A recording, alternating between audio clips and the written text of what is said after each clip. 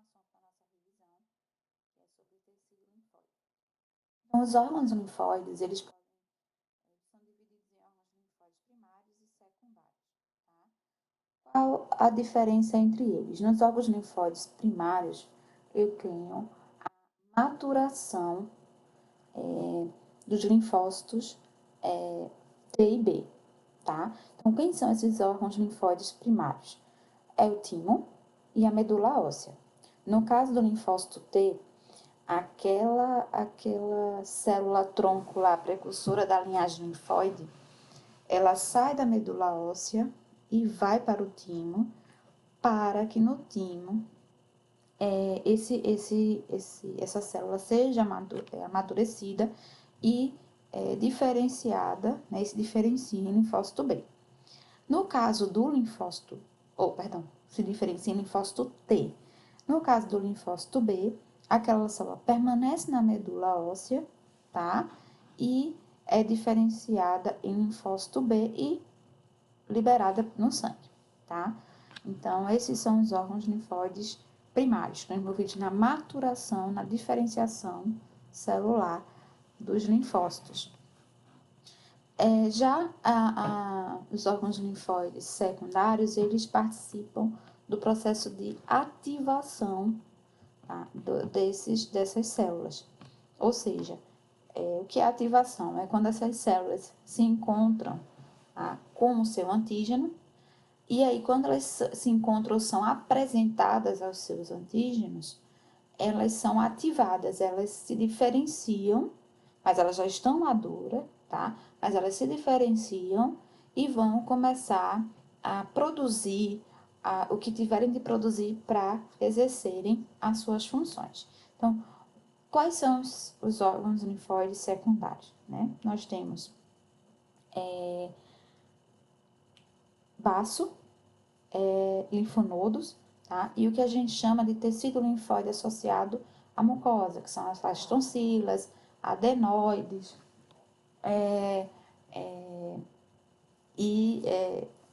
a placa de Peyer, tá? Então, chegam a ser órgãos propriamente ditos, tá? Mas são coleções de linfócitos T, linfócitos B, que vão estar nesses tecidos, tá? Pulmão, intestino, que vão fornecer imunidade.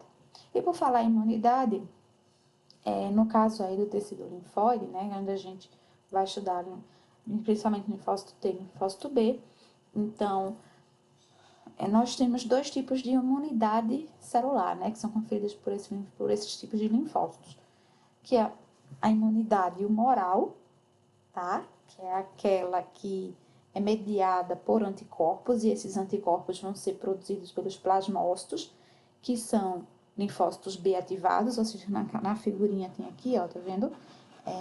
Os linfócitos B são apresentados ao seu antígeno, encontram seus antígenos, como, por exemplo, bactérias, tá? E aí são ativados e se diferenciam em plasmócitos, que vão secretar anticorpos, e aí esses anticorpos vão neutralizar esses antígenos ou então opsonizar esses antígenos. O que é opsonizar? É tornar esses antígenos mais bonitos, mais atraentes para os fagócitos, ou seja, macrófagos, células dendríticas, tá?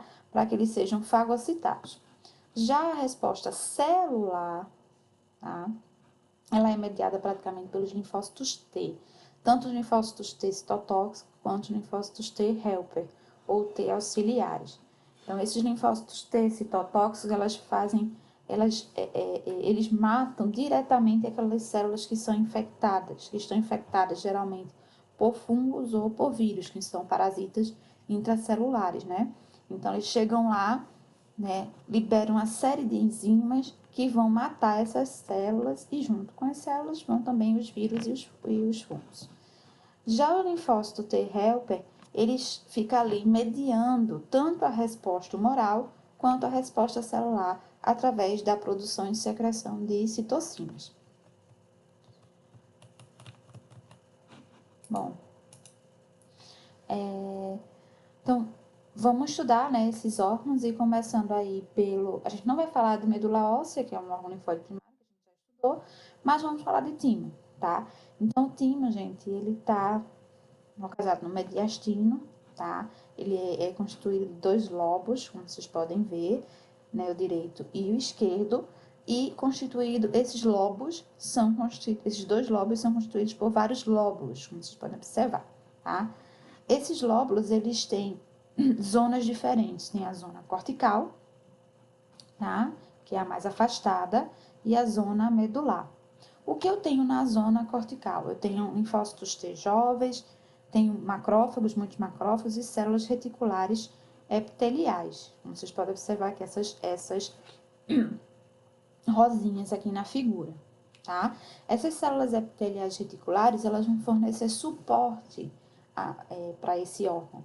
E, além disso, também uma barreira contra o meio externo. Afinal de contas, o timo é um órgão linfóide primário e precisa dessa proteção.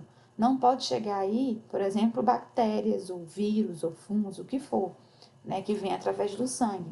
Por quê? Porque esses linfócitos que estão aí são ainda linfócitos jovens, que vão ser amadurecidos, né, que vão ser selecionados, porque a gente sabe que tem linfócitos T que são próprios, né, que reagem a antígenos próprios.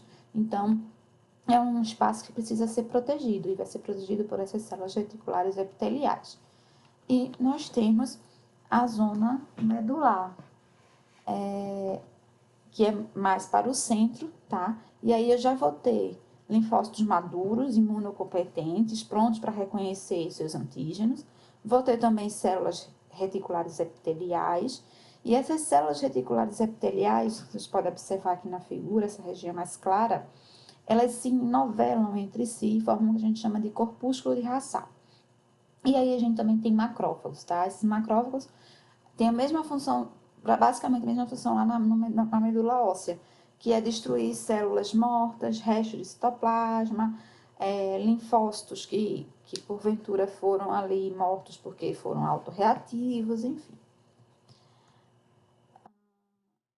Passando já para os órgãos linfóides secundários, nós temos os linfonodos, tá?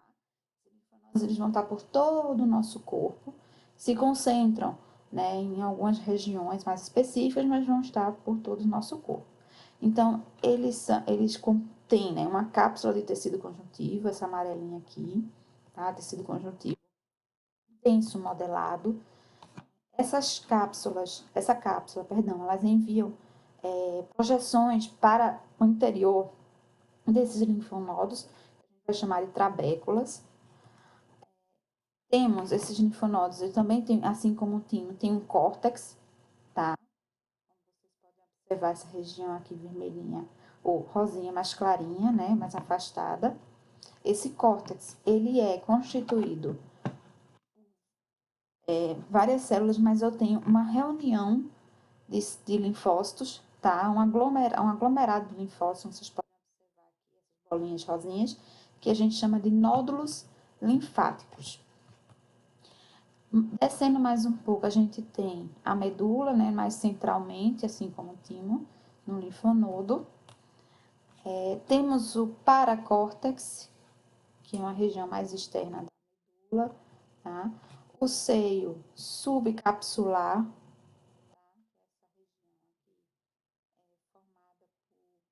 aglomerado.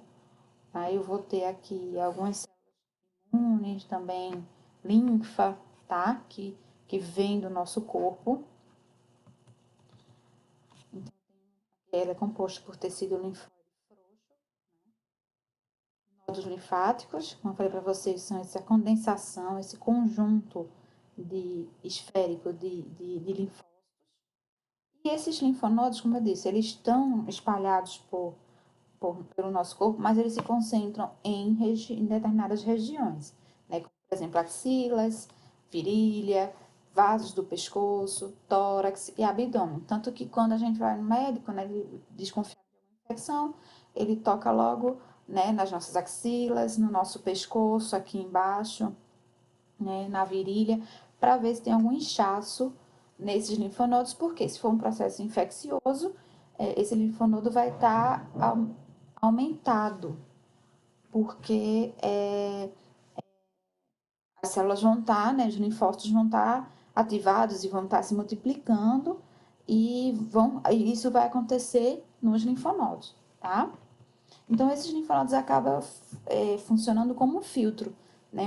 Onde a linfa circula pelos vasos linfáticos e entram aqui nos linfonodos. Nos linfonodos vão ter linfócitos T e B, que vão aí captar esses antígenos, né? Essa linfa os antígenos são captados por esses linfócitos, trazidos através da linfa, e vão reagir contra esses antígenos. Tá? Então, os linfonodos, explicando cada partezinha lá do slide anterior, tá? Então, no seio subcapsular, nós temos células endoteliais, células reticulares, macrófagos. Né? Esse seio é quem recebe a linfa que está sendo trazida pelos vasos aferentes e vai encaminhar essa linfa em direção à medula. Na região cortical superficial, tá? A gente vai ter essa região aqui, ó, vou apontar para vocês. A gente vai ter principalmente linfócitos B, tá? Vamos ter plasmócitos também. Esses plasmócitos são os linfócitos B ativados, que vão estar onde? Nos nódulos linfáticos, especialmente no centro germinativo dos nódulos linfáticos. Vai ter também células reticulares, tá? E também células dendríticas foliculares. Essas células dendríticas, gente, são células apresentadoras de antígeno, né? Que vão captar aqueles antígenos trazidos pela linfa e vão processar e apresentar aos linfócitos B para que eles sejam ativados e produzam os anticorpos. E, por fim, também, nós temos macrófagos nessa região cortical superficial. Na região paracortical, mais interior ainda, nós temos uma concentração já agora de linfócitos T e de células reticulares e de células apresentadoras de antígeno, como, por exemplo, macrófagos e células dendríticas. Já na região medular, naqueles cordões medulares, eu vou ter linfócitos B e plasmócitos também, tá? Linfócitos B já ativados. Vou ter muita linfa, tá? E esses cordões medulares vão aí já trazendo essa linfa, filtrando essa linfa para os vasos eferentes. E aí, nessa linfa, eu já vou ter linfócitos B e T ativados, tá? Prontos para se encontrarem novamente aqueles antígenos para os quais eles foram apresentados, eles reagirem àquele antígeno, né? Seja um linfócito T citotóxico, no caso, matar a célula infectada, seja um linfócito helper produzir citocinas, seja um linfócito B produzindo, no caso, anticorpos, tá? Tem células reticulares, fibras reticulares e também macrófagos. Então, esses seios medulares, como eu falei, eles recebem a linfa, que vem da camada cortical e paracortical, e se comunicam com os vasos linfáticos eferentes, ou seja, como eu falei, para levar já aquelas células, aqueles linfócitos já ativados para a corrente sanguínea, né? No caso, vai cair na linfa, depois na linfa, na corrente sanguínea. O baço, além de ser um órgão de defesa, né, um tecido linfóide, ele também é o principal local de destruição dos eritrócitos e também de plaquetas velhas, ou seja, senescentes, tá? O principal órgão de defesa contra micro-organismos e o único órgão linfóide interposto à circulação sanguínea, ou seja, que responde com rapidez ao antígeno. Por quê? Porque ele está diretamente em contato com o sangue. Então, ele está mais exposto ao antígeno. E, como eu disse, é o principal local destruidor de eritrócitos e de plaquetas senescentes. Então, ele também é formado por uma cápsula de tecido conjuntivo denso modelado, que envia trabéculas para o seu interior, e ele é dividido em polpa branca e polpa vermelha, tá? Essa polpa vermelha é formada por esses cordões aqui, vocês podem observar a rosinha, claro, que a gente chama cordões de Billroth. Nada mais, nada menos que capilares sinusoides, tá? Que vão ser importantes principalmente para a chegada das hemácias e das plaquetas. Então, o baço, ele é o principal filtro fagocitário imunológico para o sangue e produtor também de anticorpos. Como eu disse, ele além de atuar aí como órgão linfóide secundário, também atua como destruidor, né, uma fábrica destruidora de eritrócitos e plaquetas. Então, a polpa branca, a gente vai focar agora só na polpa branca, tá? Ela é composta por uma bainha linfática periarterial, aqui, ou seja, uma reunião de linfócitos e linfócitos T, tá? Que fica aqui ao redor da artéria, que é constituído também por vários nódulos linfáticos, também ficam próximos aqui essa bainha linfática periarterial. Nesse caso dos nódulos linfáticos, eu tenho principalmente linfócitos B. E a zona marginal, essa zona mais afastada aqui, eu estou apontando hoje com o mouse, que tem tanto linfócito B quanto linfócito T, mas também tem macrófagos e plasmócitos, ok? A zona vermelha, tá? Ela é formada por cordões esplênicos, aqueles cordões de Bill-Roth, tá? Que são cercados pelos sinusoides. E aí, esses cordões esplênicos são formados por várias células. Células e fibras reticulares, macrófagos, linfócitos T e B, plasmócitos, monócitos, granulócitos, plaquetas e eritrócitos. Então, por que é uma polpa vermelha? Porque esses sinusoides, né, eles são responsáveis pela chegada aí dessas células, dentre elas são células do sistema imune, mas também os eritrócitos. Então, fica aí uma coleção de eritrócitos dando esse aspecto vermelho, até macroscópico mesmo, ao baço.